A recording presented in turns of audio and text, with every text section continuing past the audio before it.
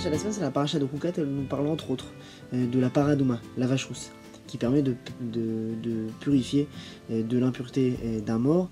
Bien sûr, comme on le sait, elle est représentative de ce qu'on appelle les Choukim. Les Choukim, c'est des mitzvot qui n'ont pas de sens. On rappelle que les mitzvot pourraient se diviser en 3 catégories. On a les Choukim, les Mishpatim et les Eduyot. Et Choukim, c'est les mitzvot qui n'ont pas de sens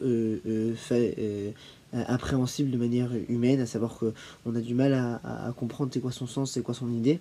Les mishpatim, c'est les lois qui sont beaucoup plus sociales, qui sont beaucoup plus logiques pour l'être humain, comme par exemple ne pas tuer ou ne pas voler.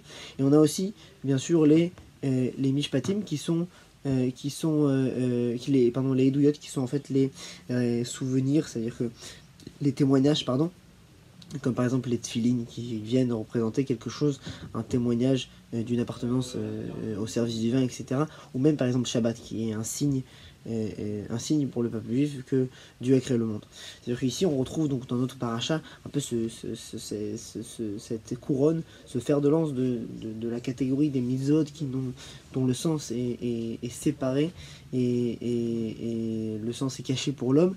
Et c'est bien sûr la mitzvot des Choukim, ces mitzvot qu'on pourrait traduire par entre guillemets spirituel, même si la traduction n'est pas précise. Et nous, ce qu'on va essayer de comprendre, c'est d'en apprendre un peu plus sur cette idée-là qu'on retrouve sur cette paradouma qu'on retrouve dans notre paracha de la semaine.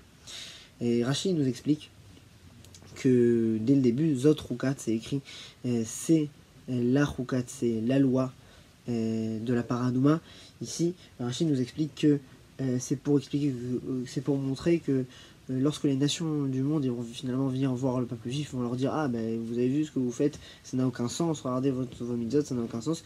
Et nous en fait en gros on comprendra et on dira que finalement ce sont des xérotes, ce sont des décrets en fait sur nous, même si nous on n'en comprend pas le sens. C'est comme des décrets d'un roi sur ces sujets, que lui il voit l'image en grand, il voit l'ensemble du royaume, tandis que le simple villageois du royaume il voit pas forcément, il comprend pas forcément tout et tous les tenants et les aboutissants de tous les besoins et de tous les décrets du royaume.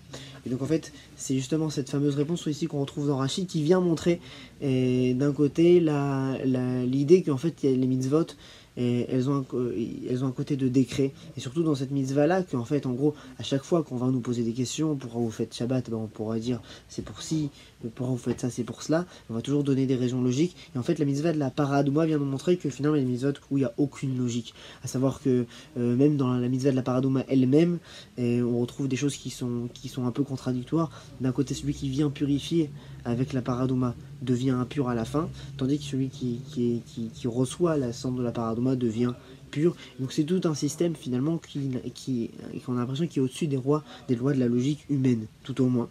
Et donc en fait, c'est justement cette idée de la paradouma, elle vient montrer en fait ce côté-là, qu'en fait les mitzvot, c'est avant tout elles ont un cadre de décret. Et en fait, en gros, lorsqu'on se confronte à chaque mitzvah, on pourra toujours donner des raisons. Lorsqu'on se confronte à la paradouma, on comprend ici qu'il y a des notions qui nous échappent et que les mitzvot qu'on reçoit de Dieu, et bien en fait, elles ont une dimension supérieure.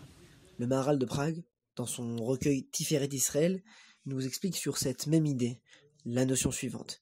Il nous explique que finalement, lorsqu'on comprend ici, les mitzvot en fait ne sont pas donnés avec un sens de base pour les êtres humains, et même si peut-être que sur le passage on retrouve des idées qui bonifient en fait peut-être la vie de l'être humain, c'est pas du tout le principe et le sujet des mitzvot. Le sujet des mitzvot, il nous dit le Maharal, appuyé sur la Gemara, sur le Talmud, que le sujet des mitzvot c'est des décrets, des xérotes comme on a dit. Ce sont des décrets divins qui ont une valeur donc finalement qui n'est pas directement faite pour la compréhension humaine ou pour améliorer tout simplement la vie de l'individu.